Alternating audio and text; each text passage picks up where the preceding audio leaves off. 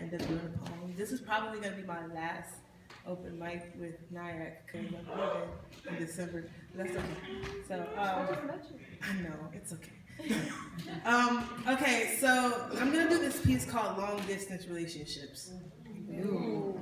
Ooh, is that what you think? Okay. I used to be into that long distance relationship type stuff, like I'll hit you up when I'm not too busy and maybe we'll Skype type stuff. And it seemed like I was going well until he started getting needy. See, sometimes he'd ask me to read him like my favorite love story, try tirelessly to turn my hands into a book report. But my heart was blind and I never learned Braille. I was afraid. These paper mache fingers couldn't grasp what he was saying, and when he tried to erase the distance from our relation, I jumped ship, thinking maybe this commitment thing just wasn't for me. But when I jumped ship, I only ended up sinking, never understanding at the time that the stormy waters of the world tremble at his word. He is word that became flesh so that my flesh would not consume me. And since the language of creation is word, I abandoned the silence in my soul. And I called his name like it was tattooed on my tongue, like it was voice dependent upon correct pronunciation. I called his name loud enough for even Trey Songz's neighbors to take notice. Jesus.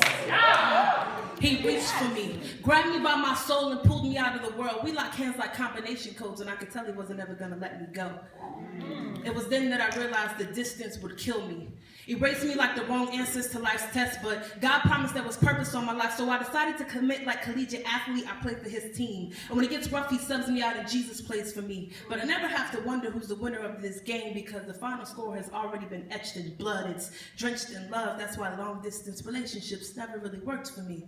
Because distance wears the same color as death, and since my God's not dead and King Jesus is risen, he's the matchmaker of my soul, giving me a chance at a brand new life where Jesus makes me whole. So I choose to commit to a life filled with love, to a love filled with truth. I choose to commit to this relationship with Jesus, where every day he woos me into eternity, a chance to be closer to the King. Thank you.